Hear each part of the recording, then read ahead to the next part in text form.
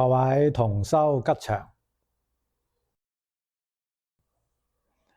我哋7年多冇見面啦，大家都好嘛？道業是否有增長呢？定宏喺7年前，即係2017年農曆9月19，觀世音菩薩出家日，喺香港開始閉關，發願呢係要閉關10年，希望能夠得到念佛三昧。如果唔得念佛三昧呢，就唔會出嚟，因為佛家講不能自度，而能度他，無有是處。所以自己亦都決心喺修行上有成就，將來先能夠真正為弘法利生做啲貢獻。咁入關之後就斷絕咗同外界所有嘅聯繫。咁喺香港閉關1年，嗰個福報唔夠，遇到一啲違緣咁後尾向恩師上人報告之後呢，就換到其他嘅地方閉關。咁呢7年多呢，亦都換咗幾處閉關。確實自己呢個福報淺薄，所以喺一處安住10年呢種因緣不可得。咁雖然換咗幾個地方閉關，但係10年閉關嘅願心始終都冇改變。咁依家閉關嘅因緣就比較安穩啦，自己亦都隱居喺一個雲深不知處都覺得好發喜。咁我呢7年主要修行嘅行門呢，就係念佛同埋禮懺，同時解門上深入經教，用嘅功夫亦都比較多。咁喺行門上面呢，就係經常性咁樣去打佛7或者打佛10約1日至約7日，甚至到10日10夜嚟念佛。咁通常打佛7嘅功課呢，就係每日讀誦無量壽經1部，阿彌陀經1部，往生咒3遍，淨土懺1部，同埋持名念佛14到15萬。咁有時候就比較精進啲呢，咁就係會1日1夜呢，可以念到22萬。基本上係1個鐘頭多啲念1萬，咁就24個鐘頭可以大概念22萬。最多有時候就只有1次1日1夜23萬。咁喺呢7年當中嘅解同埋行呢，都落咗啲功夫，基本上就係依據持戒念佛看經教呢種修行嘅原則。咁基本上呢個7年都覺得功夫比較得力啦，覺得呢對於實相嘅體會今非昔比對於真相宇宙人生嘅實相，7年前係冇辦法再比啦。日日都不離諸佛法身覺得法喜充滿。咁如今7年過去咧，雖然唔敢話道業有成啊，但係仲唔算係空耗時光。尤其是喺前年2022年開始，就覺得有一種撥雲見日嘅景象啦，亦都將自己嘅心得體會寫咗長信向恩師上人報告。就譬如好似一個窮人以前就為咗衣食7年嚟咧都喺度到處去求索，甚大艱難都好艱苦有時好煩惱，種種嘅苦行精進總是冇辦法去摸到呢個門道。就好似一個窮人咧，本來佢嘅衣衫裏邊藏住有一個無上價值嘅呢個寶珠，但係佢唔知道所以咧就等於冇一樣。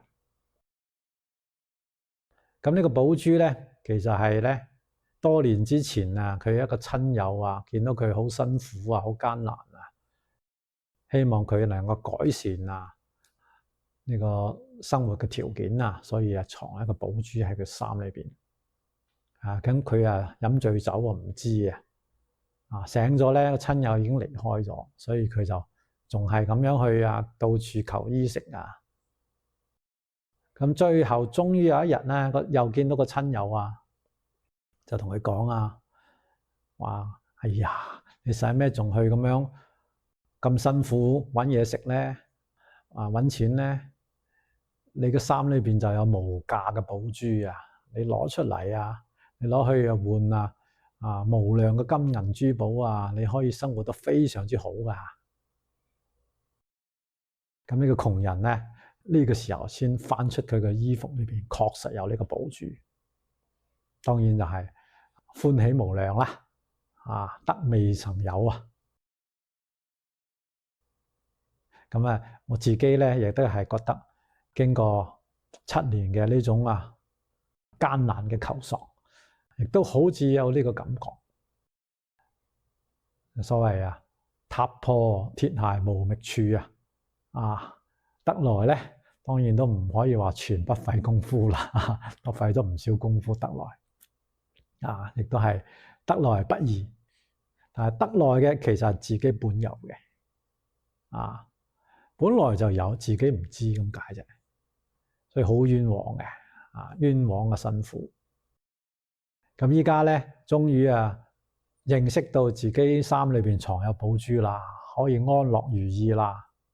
但係咧，因為好掛念大家，我都唔可以自己一個人安樂嘅，所以我要希望能夠幫助大家，都能夠指示你哋各人衫裏邊都有同樣嘅無價寶珠嘅，唔係我一個人獨有嘅，亦都唔係佛獨有嘅。每一個人，每一個眾生都有呢個無上寶珠，就代表我哋嘅佛性。好似《法華經》裏面講話，心生大歡喜自知當成佛啦。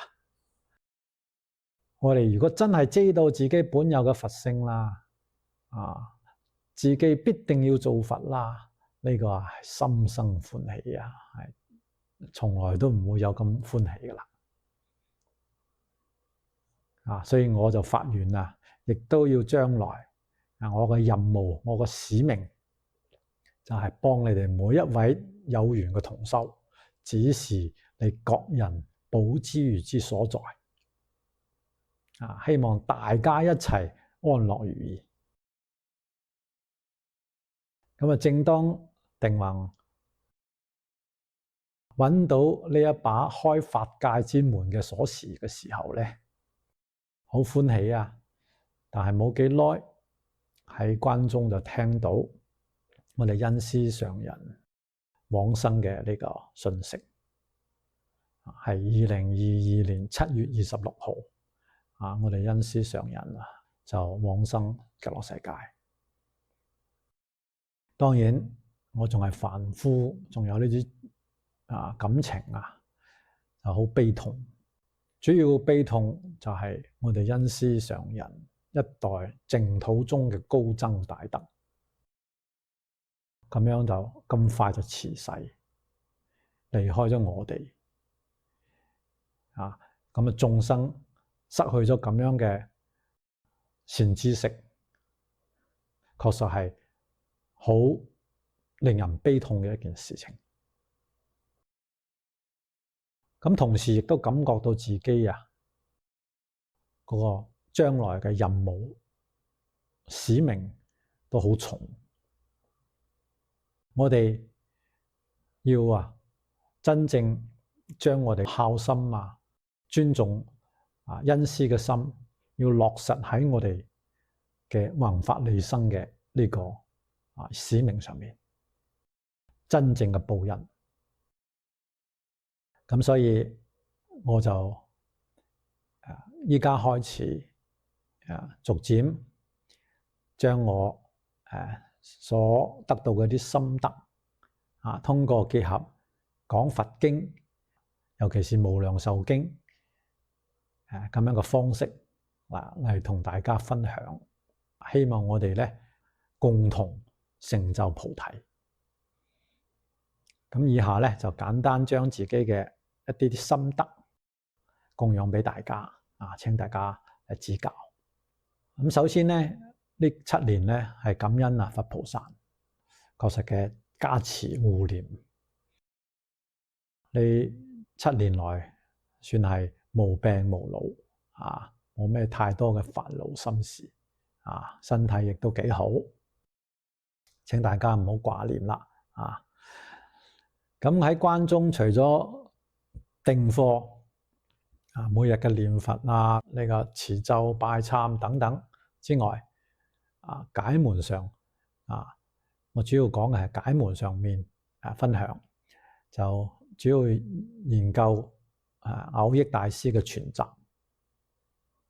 所有蕅益大師嘅呢啲著作基本上都睇咗，仲有研究呢個般若藏600卷嘅大般若經同埋大品般若經、小品般若經、文殊般若人王般若、聖天王般若等等同埋大自動論、中論、般若燈論等等，呢啲係般若嘅經論，睇得比較多好受益我尤其是600卷嘅大般若經，我將佢從頭到尾咧學習咗一遍之後摘錄出134段嘅經句，認為係比較重要嘅。咁當然將來有機會都可以供養俾大家。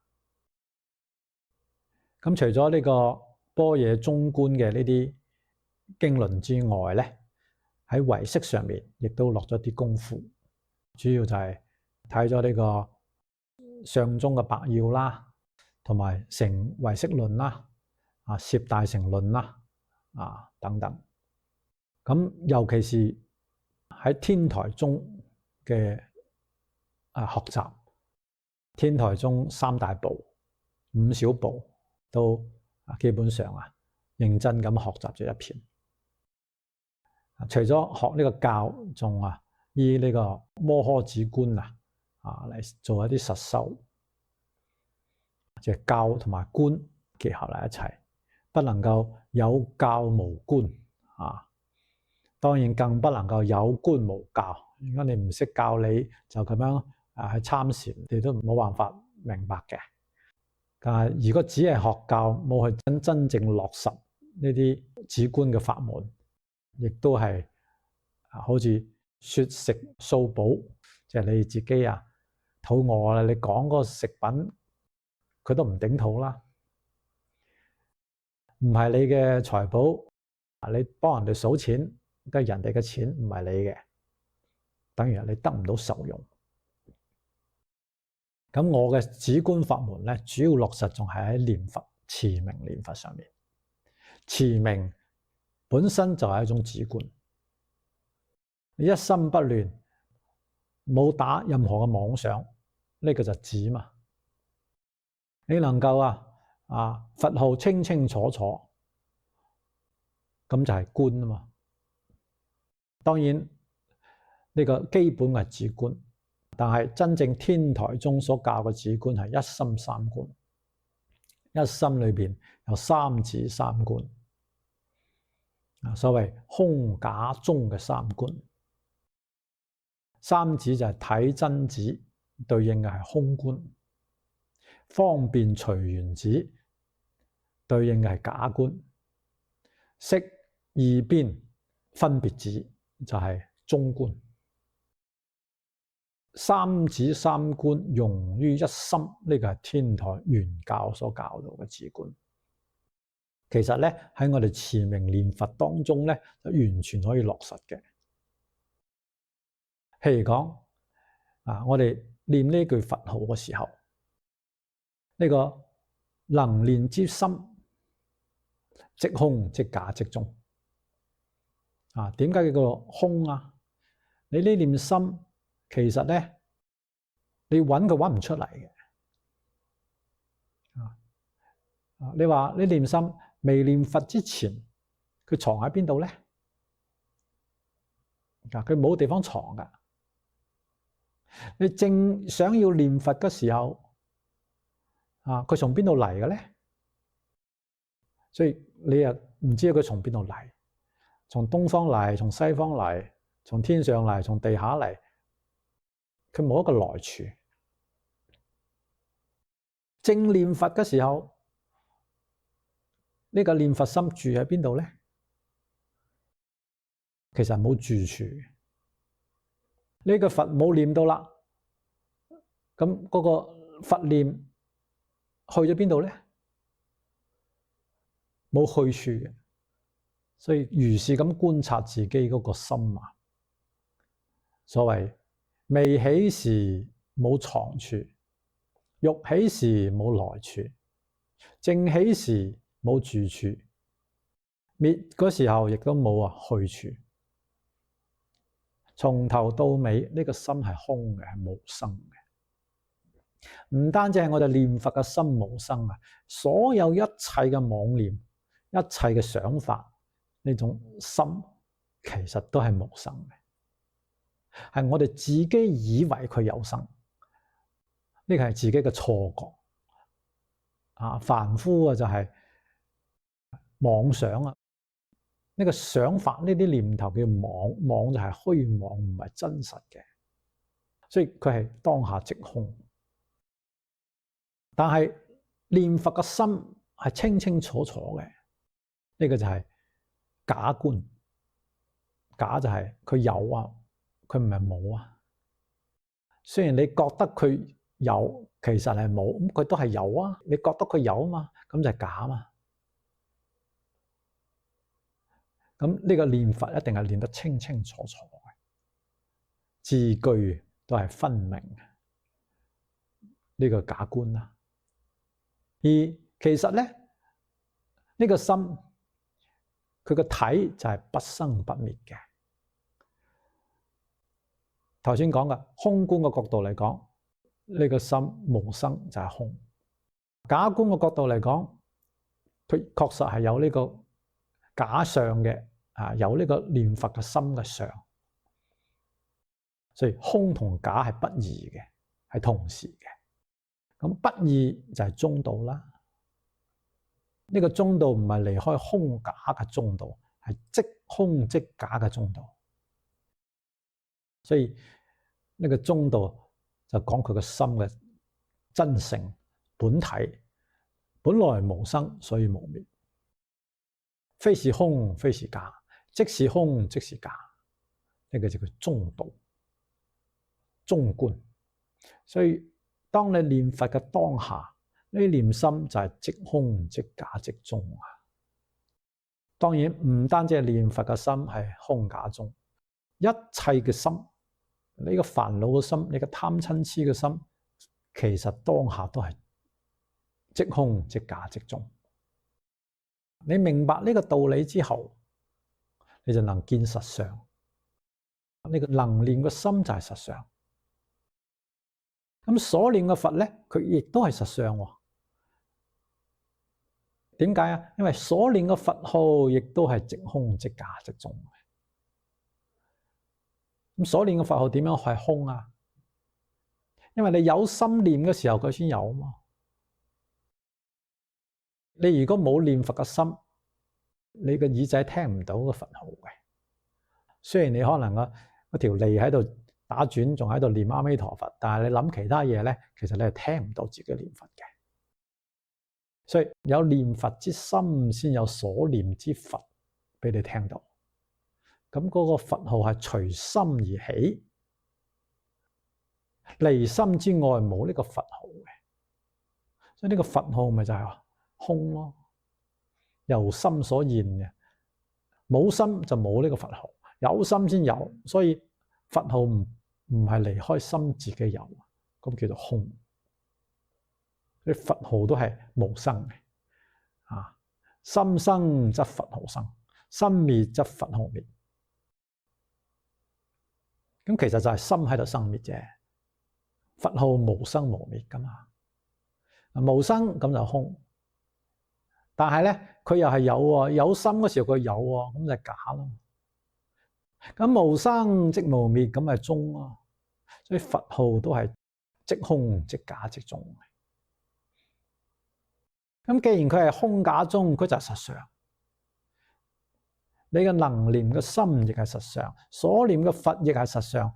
實相係唯一不二嘅，實相又叫做自性。楞嚴經裏邊叫做如來藏性，尖策經裏邊叫做一實境界，呢個華嚴經叫做一真法界。名相不同啊，講嘅係一件事啊。所以呢個能念心所念佛，其實就係不二嘅。所以懂呢個教理，然後用喺實修上面，用念佛嚟修呢個圓頓止觀啊。念佛當下就起呢個如來嘅實智，就係即空即假即中嘅一心三觀啦。咁叫做相應，一念相應一念佛，念念相應念念佛。所以自己咧，依家念佛咧，覺得係好殊勝啊！更加了解呢一句名號功德不可思議。你念佛嘅時候就係念實相，所以四種念佛啊，持名念佛啊，觀想念佛、觀像念佛同埋實相念佛。其實明白道理啦，嗰個持名念佛都係實相念佛啊。點可以將實相同持名分開呢？咁當然觀想觀像都係不離實相啦，都係實相念佛啦。所以呢個天台嘅教法確實係非常有幫助於我哋念佛嘅法門。咁天台同埋般若呢啲算係聖宗，講呢個心性嘅呢個宗。好似唯識論啊呢啲叫相宗。聖相兩宗一定要和合嘅，唔係話分開嘅。有啲人學聖宗，佢就覺得唔需要學相宗，因為相都係虛妄相，點解要學佢呢？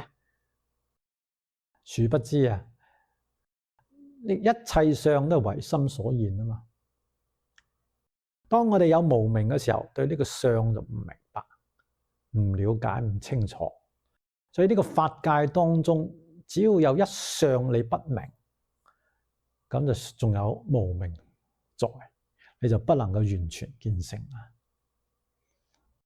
所以性相兩宗啊，係互相能夠幫助嘅，幫助我哋修行嘅人。你想見性，一定要明白相宗。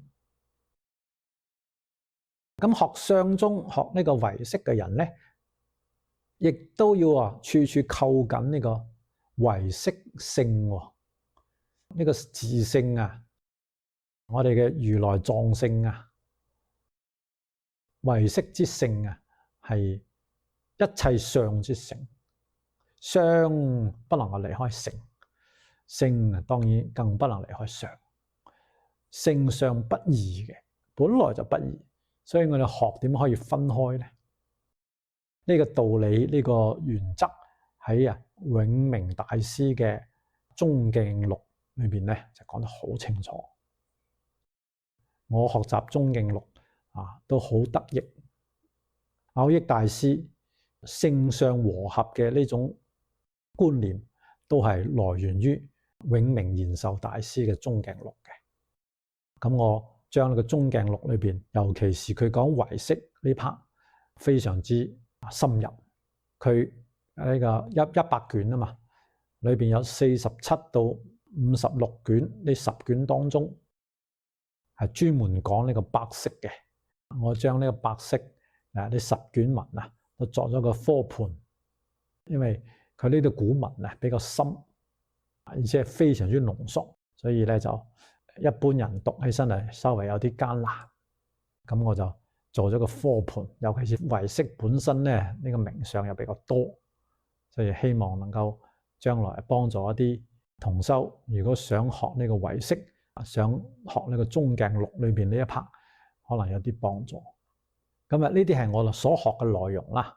咁喺真正嘅心得嚟講咧，因為我仲係以我嘅持名念佛為主修，所以呢個修行嘅綱領總結起嚟就係3個字：信願行。就係蕅益大師喺《阿彌陀經要解》裏邊講嘅信願行。咁信第一個就係信自，第二個信他，第三係信因，第四信果，第五信事，第六係信理。呢個6信具足，咁你先叫做個信具足。願就係厭離娑婆，因求極樂，好想去極樂世界。呢個世界一啲留戀都冇啦，呢個叫做願具足。蕅益大師講得好清楚，得生與否全由信願之有無。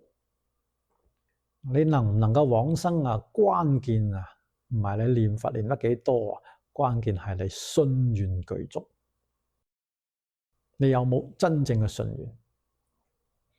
如果信願唔具足，咁你往生冇把握。咁呢個信，第一個信字，可能好多同修都未明白佢係乜嘢，更何況話有呢個信字咧？呢個信字最關鍵就係信自性。頭先我哋講嘅如來藏性一切法嘅本性，呢個本性係不生不滅，係遍一切處嘅。法界全係自性所顯出嚟嘅相，相不離性，性不離相，就好似水同波嘅關係。我哋睇湖面有啲水波泛起呢啲水波，咁個波浪個體就係水嘛，唔可能話我離開水仲有可以揾到個波浪嘅，唔可能。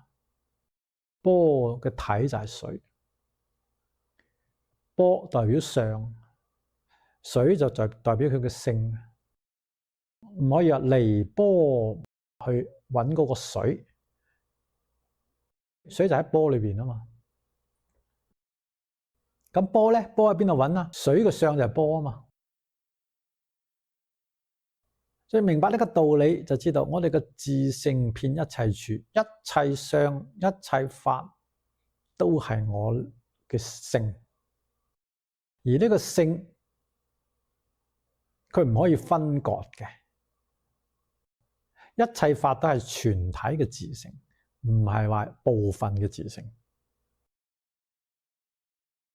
呢個法嘅相有大有小，但係性冇大小嘅。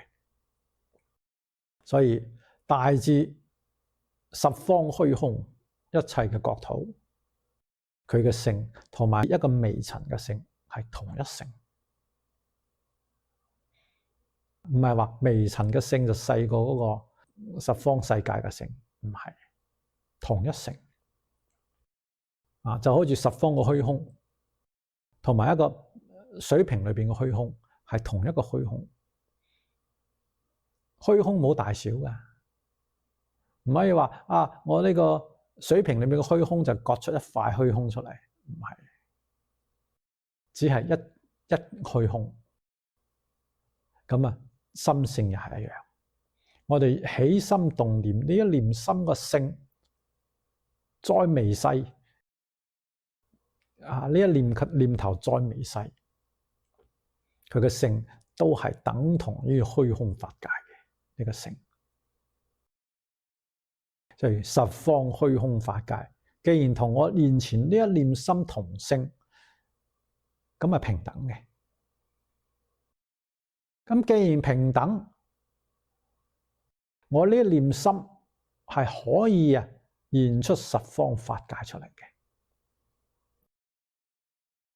所以我哋依家嘅心現出嚟娑婆世界，只要我哋一念回心求生極樂世界，咁我哋嘅心就可以現出極樂世界嚟嘅。一定要相信呢一點，咁你往生信心就堅定，呢個叫信自。咁信他就信釋迦牟尼佛講呢個淨土嘅經教，確實係冇假嘅，冇妄語冇誑語，係真實語。相信阿彌陀佛48大願係絕無虛願。相信十方諸佛如來出廣長舌相，一定係真實嘅。讚歎阿彌陀佛，讚歎極樂世界，讚歎淨土法門，要我哋求生淨土，我哋都唔可以懷疑呢個信他，亦即係信呢個教門，呢個淨土嘅經教。第三個信因就信我哋依家信願念佛，就係往生淨土成佛嘅因。信果就係我哋相信往生淨土呢個果係來自於我哋念佛，念佛三昧嘅，念佛將來能夠成佛，呢個係因果，我哋都相信。信事就係信你一切嘅世界，一切嘅法，十方世界、十法界，所有嘅相都係有嘅。因為我哋自心本性就具足萬法，本來就有嘅。隨我哋嘅當下呢一念心現出嚟，我哋所知嘅境界，《楞嚴經》裏面講嘅一切法本來就係周遍法界，隨眾生心現所知量，隨業發現。即係我哋依家呢念心就叫做業，一動念頭就有業嘛。呢個業就會產生境界嘅相，所以我哋依家見到呢個世界嘅相，就係我哋嘅念頭所現出嚟嘅。咁我哋念頭裏邊呢個心性係具足萬法，裏邊乜嘢都有嘅，亦即係話佢係有無限種可能性，可以現出無限種國土景象，可以現出娑婆世界，亦都可以現出極樂世界。咩可能都有，十法界嘅可能性都有。呢個係信呢個事，呢個事係無量嘅。咁亦都要信理。雖然呢個事係無量，不出我一念心。我哋心性係遍一切處，遍於三世，過去、現在、未來十方，通通不離開我哋現前呢一念心性之外。所以我哋依家能夠念阿彌陀佛嘅話，咁我哋呢一念心就會隨我哋嘅心性會現出嚟極樂世界嘅景象，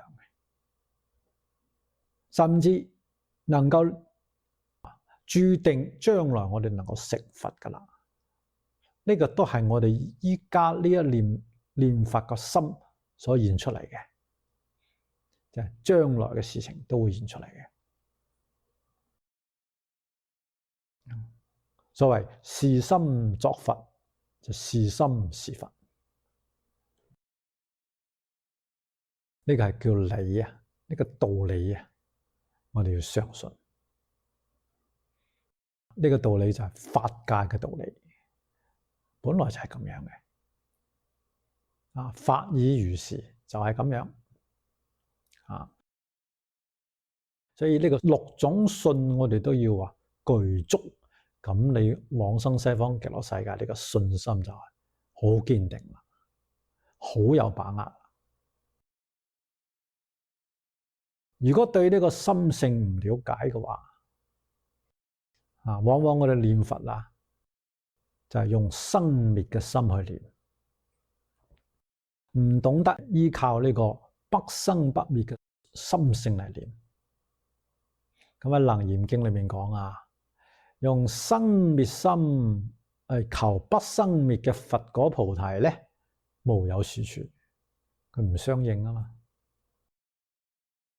所以我哋要明呢個心性咁就能夠自然依不生不滅嘅心性嚟修我哋嘅念佛啦。我哋嘅念佛行叫緣行，因為你開咗緣解，就能夠起緣行。否則我哋嘅信願確實會動搖嘅。我哋都接觸過一啲同修，佢哋念佛念咗好多年，仲係覺得自己妄想好多一心不亂，幾時先得到我哋往生都冇把握，冇信心。梗係啦，因為佢個信心，佢個願心，隨住佢呢個生滅嘅心喺度生滅滅生從來都冇穩定過。即使係念佛念得好嘅，覺得妄想少咗啦，佢仲係用生滅嘅念佛心去壓嗰個生滅嘅妄想心。起心念佛嘅時候，念佛心生咗啦，咁就妄想心就滅咗啦。跟住冇幾耐咧，又打妄想啦，妄想心生，念佛生滅。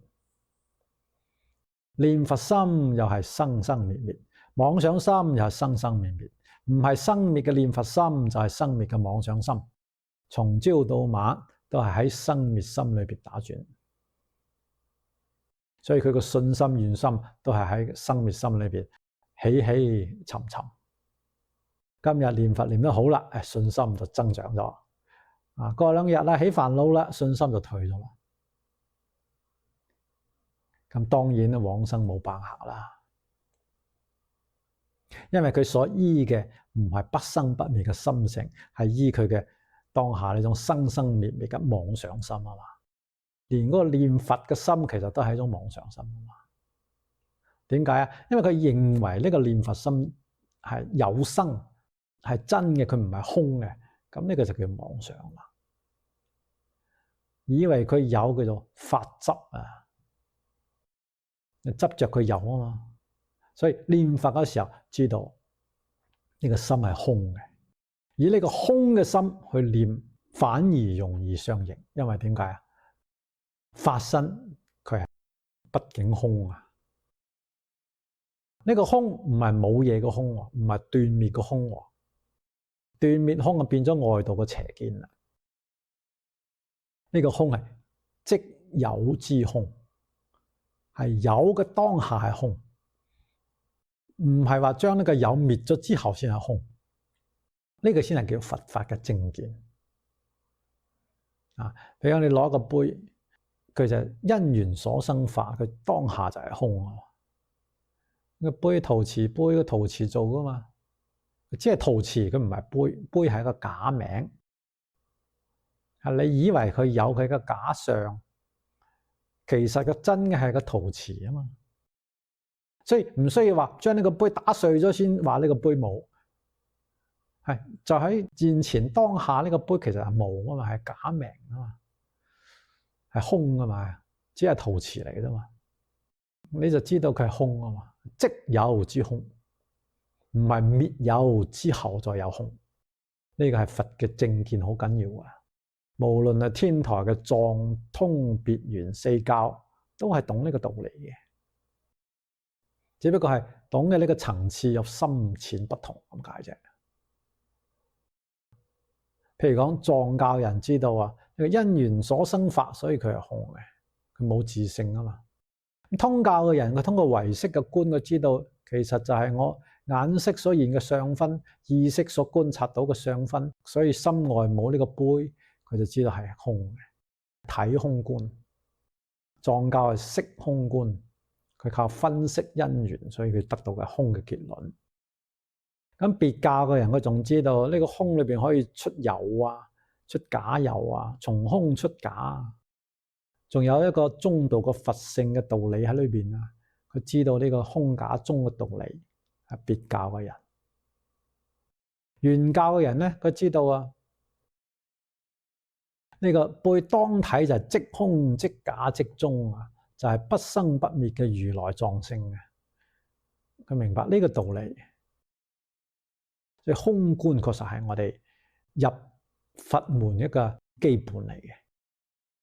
只不過呢個空裏邊嘅智慧嘅深淺不同，所以理解嘅就不同咁解。但係絕對唔係外道嘅斷滅空嘅。所以呢啲道理我哋搞明白之後，你個信心啊就係好堅定嘅。所謂理明則信心，信心就願切，願切就行專。你有堅定嘅信心，你啊一定係發願好堅定，好懇切，去極樂世界啊，唔會再流亂啦。知道呢個娑婆世界唔單止係空啊，而且佢係不淨啊，係苦啊，你得唔到樂噶。你再有錢，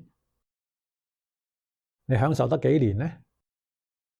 有錢嘅人到要往生嘅時候啊，佢仲苦啊，放唔下啊嘛，仲不如嗰個冇錢嘅人。冇錢嘅人係覺得佢解脫啫，所以現前呢個樂啊，其實就係苦，注定咗你會帶嚟苦嘅。所以常觀呢個苦啊、無常啊、空啊，你放下呢個娑婆，求生極樂世界，呢個願就真切。你有真切嘅願，自然就念佛啊，呢個淨土行啊，就會好專一，就容易得念佛三昧。咁講到個行咧，蕅益大師喺呢個《阿彌陀經要解》裏邊就講得好清楚，話諸經是淨土行啊，萬別千差，如觀像、觀想、禮拜、供養、五悔、六念等，一一行成，皆生淨土。淨土行係包羅萬象啊，千差萬別，係無量行嘅，唔係話淨得係持一句阿彌陀佛先叫做淨土行，咁你太狹窄啦。經裏面講咗好多求生極樂世界嘅方法，你觀像念佛又得，觀想念佛又得，或者禮拜拜懺，或者係供養，修呢個五悔法門就係我哋而家講嘅拜懺啦，拜占插懺啊，拜呢個各種懺大乘嘅懺。依家我提倡大家可以拜呢個淨土懺，專門係向阿彌陀佛求懺悔，求生極樂世界。有業障要多懺悔。就六念，念法、念佛、念僧、念天、念戒、念師，所有呢啲嘅修善根嘅法門回向求生極樂世界，都叫做淨土行。唔係話就係一句阿彌陀佛先叫做淨土行，其他嘅就唔係。有啲同修咧就理解方面確實係比較狹窄，自己念阿彌陀佛咧，佢就排斥其他嘅法門，咁反而就唔啱啦。你好好念阿彌陀佛，呢個係好事啊，但係你排斥其他法門咧，呢個就有罪業噶啦，呢個毀謗正法噶啦。喺《華嚴經》裏面講受一非餘魔所攝持。你受一個法門，你領受咗一個法門啦，你好似你持名啦，你去非就係排斥其餘嘅法門，以其餘法門為非，認為佢唔啱唔可以採取佢，呢個係魔所攝持啦，入咗魔嘅隊伍裏邊啦，嚟滅正法噶啦。咁你話點可以往生呢？阿彌陀佛再慈悲你睇第18願裏邊講10念必生但係要附一個條件，叫做唯除五逆誹謗正法。其實五逆嘅人仲可以往生你睇下《觀無量壽經》裏面講嘅五逆十惡都可以往生，佢只要懺悔10年都可以往生。但係咧冇講到話誹謗正法裏邊嗰啲人可以往生。無量壽經阿彌陀佛直接就排除在外啦。呢個誹謗正法呢個同阿彌陀佛嘅願點可能相應呢？呢罪業太深啦，所有罪業都冇誹謗正法嘅罪業咁深，一定係墮阿鼻地獄噶。所以我哋念佛本身係好事，唔好變成壞事啦。念咗阿彌陀佛，你去誹謗其他法門，講其他法門唔啱唔好，唔俾人哋去修學，呢個就阿彌陀佛都救唔到你啦。呢個一定要好了解好謹慎唔好做呢個口業。要相信淨土法門係廣大無邊阿彌陀佛嘅願係十方諸佛最讚歎嘅佛中之王光中極尊只要有眾生信願具足，求生極樂世界，無論佢修乜嘢善根，所有善根至心回向，願生彼國，隨緣解生，得不退轉，乃至無上正等菩提。無量壽經裏面講得好清楚噶，你所有嘅善根都回向求生極樂世界，你一定可以往生，唔一定話只有持名先可以往生。你甚至修人天嘅善法都係一種善根呢個善根包括世間嘅善根、出世間嘅善根。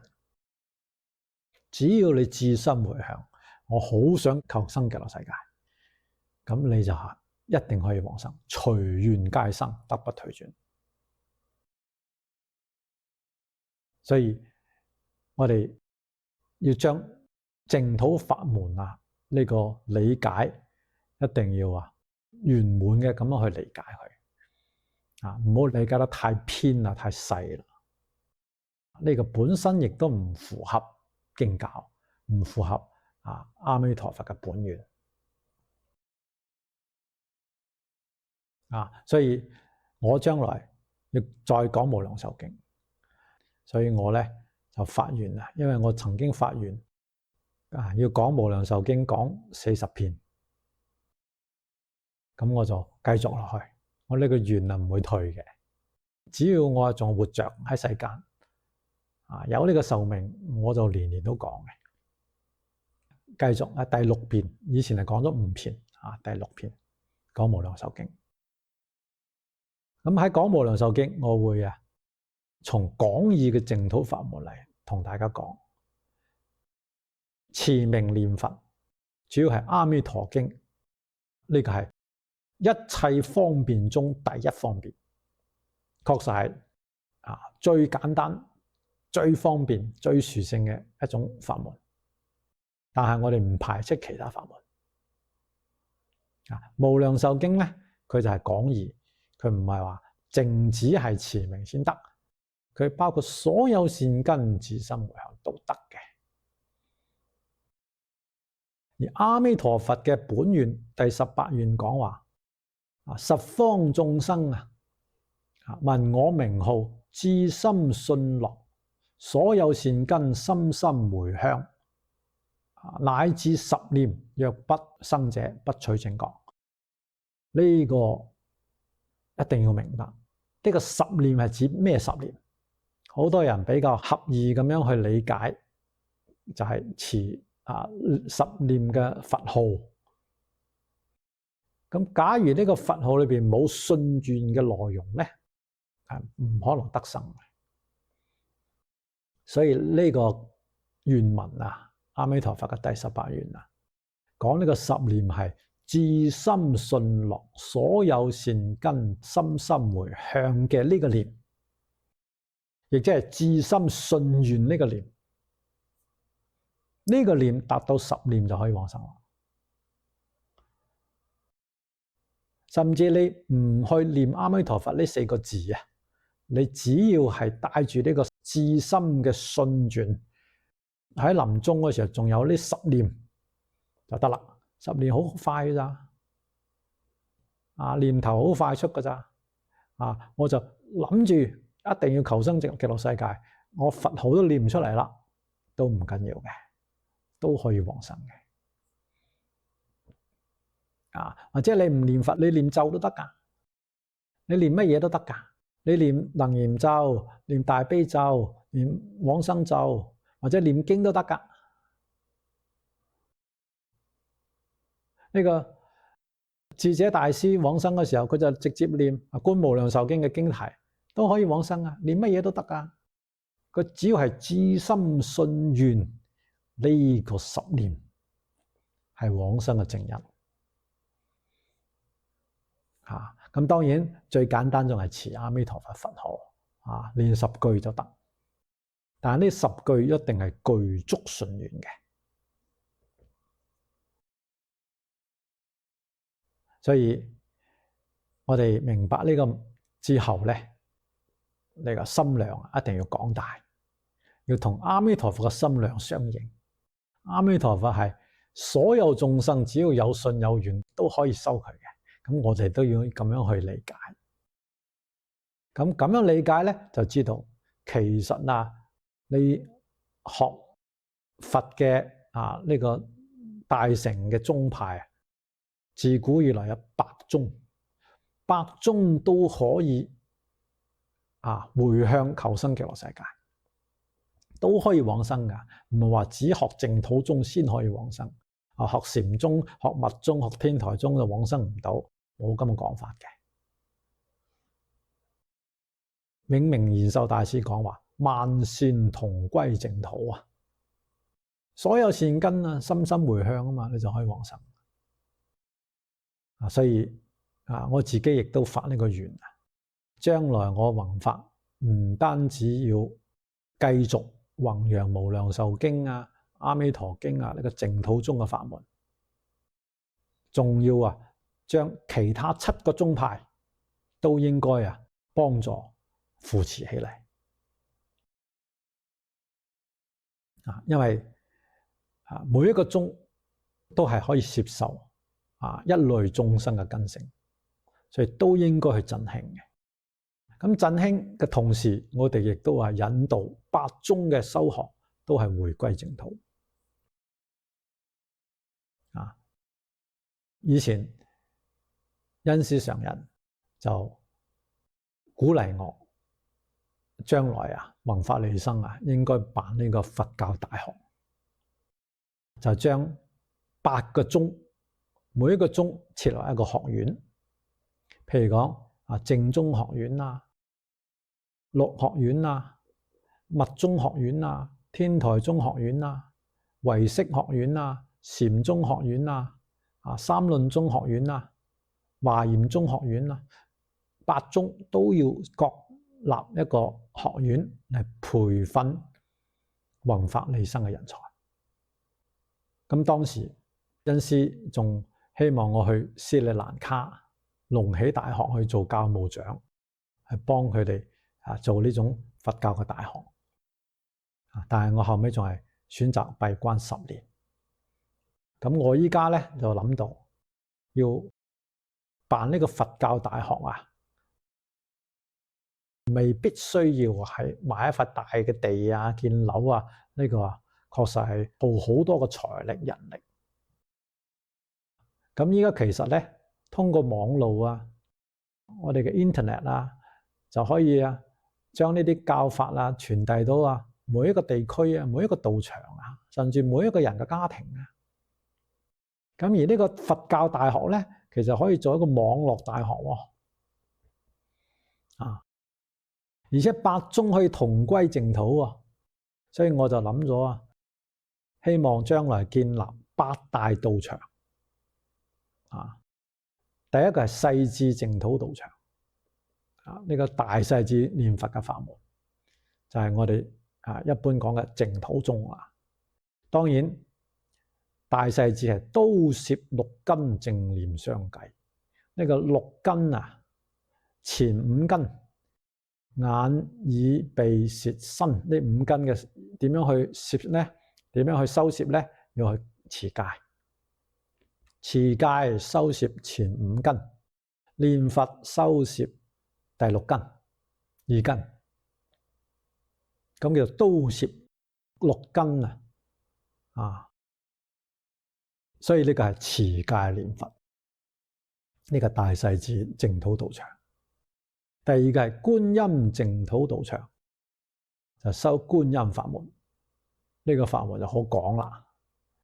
佢除咗頭先講嘅有持戒有念佛持戒就6宗呢個念佛就淨土宗咁觀音法門裏邊仲有密宗譬如講大悲咒六字大明咒準提咒呢啲就密宗嘅內容當然仲有天台宗好似《法華經》裏邊嘅普門品咁《法華經》就係要用天台宗去理解包括《楞嚴經》《楞嚴經》裏邊嘅觀音耳根圓通章呢個其實都係同天台宗相應嘅。蕅益大師有用天台宗嚟解釋《楞嚴經》咁觀音法門就包括呢幾個宗，仲有第3個地藏淨土道場，就包括6宗淨土宗同埋天台宗。地藏法門包括地藏經、尖插經同埋地藏十輪經為主。咁地藏經有青蓮法師嘅注解，完全係用天台解釋嘅。蕅益大師有注解尖插經，亦係用天台嚟解釋嘅，所以可以將呢個去推廣，都係可以回向求生淨土嘅。第4係楞嚴淨土道場就專門以楞嚴經為主修。咁楞嚴經咧包括咧個宗就好多啦除咗6宗同埋淨土宗之外，仲有密宗、天台宗、唯識宗、禪宗。咁第5係法華淨土道場，咁主要係天台宗，當然又包括6宗同埋淨土宗。6宗同淨土宗係呢個8宗道場共有嘅。咁天台就主要依法華經嚟建立嘅。讀法華經本身就可以往生淨土啦。呢個經裏邊講得好清楚嘅。第六係文殊淨土道場，咁又係修持好廣嘅。除咗六宗同淨土宗之外，佢有天台宗啊，因為文殊主要般若啊嘛，般若法門，天台宗完全係建立喺般若法門上面嘅。咁仲有三論宗，三論都係般若嘅經論，中論、百論、十二門論都係般若經嘅解釋啊，都係同文殊法門係相應嘅。當然仲有密宗啦，同埋禪宗啊。咁第七係普賢淨土道場，咁啊當然就係以華嚴宗為主啊，仲有密宗，因為密宗裏面嘅金剛薩埵就係普賢菩薩。第八係慈氏淨土道場，就係彌勒菩薩。咁彌勒菩薩當然係主要係唯識宗。咁華嚴經裏邊咧都有彌勒菩薩係善財童子去參嘅一位大善知識，裏邊有好長嘅經文講呢個彌勒菩薩佢修學嘅呢種心得。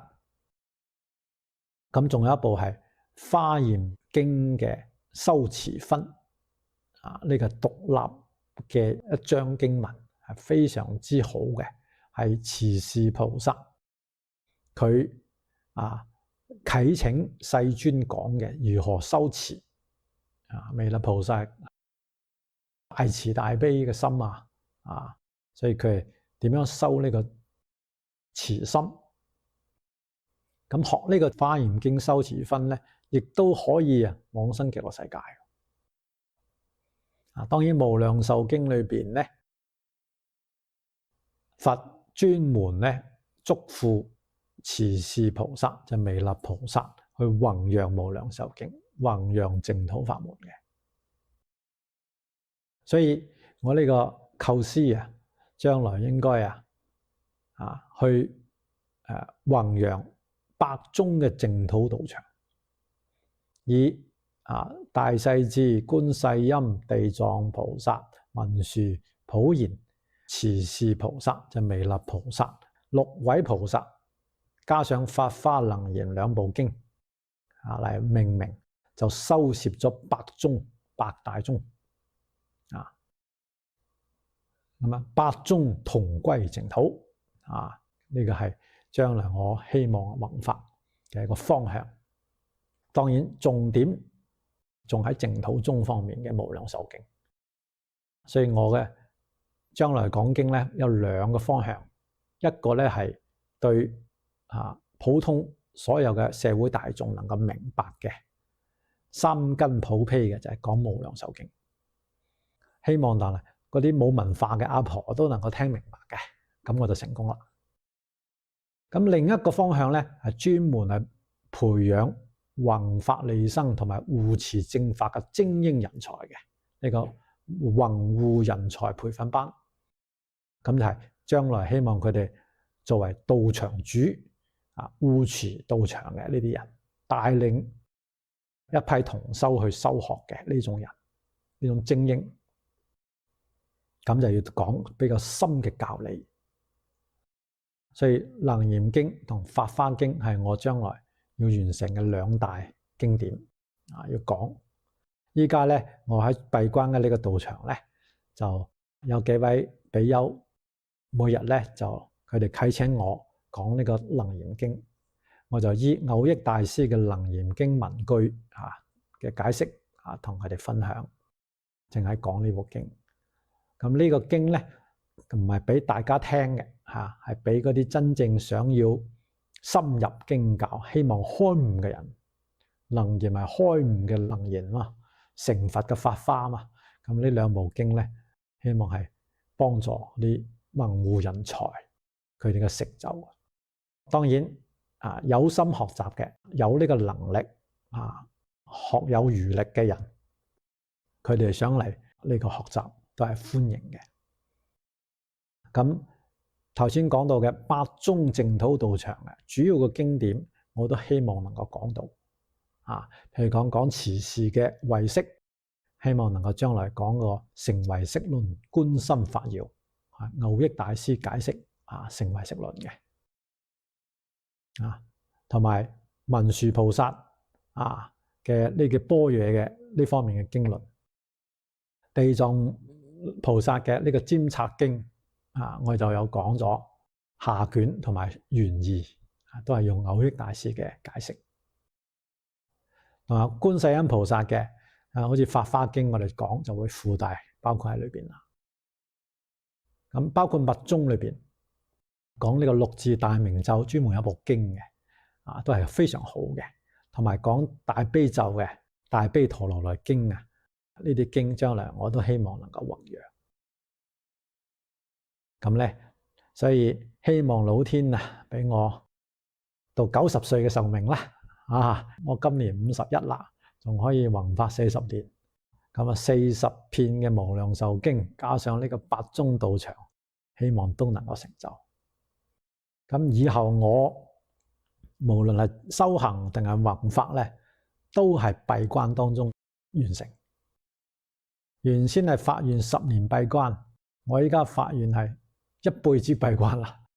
一路到往生都想閉關，已經習慣咗閉關嘅生活啦，好好啊！而且咧效率好高，無論係修行定係弘法，我都可以好專心，唔受外界嘅影響。我啲工作量將來會好多呢8宗嘅呢個經典我都要去研究，都可以弘揚嘅話，咁我需要呢個閉關嘅條件。所以將來如果有道場請我咧，我提出嘅要求就係你要有關房俾我閉關就得啦。我去你嗰度閉關，又講一部經咁講完啦，幫你哋嘅道場成就啦，我就離開。8宗道場啊嘛，我如果一個道場住3年，咁我都要24年啦。更何況呢個8宗道場唔單止係整8個，每一宗可能都有好多大至1000人嘅大叢林，小至你一個人喺屋企都可以叫做道場啦。呢個道場又係好廣義嘅，只要你按照我哋呢個每一宗裏邊道場嘅修行宗旨去修，你就係呢個道場嘅人都可以喺網路上面完成呢個教學嘅呢個學習嘅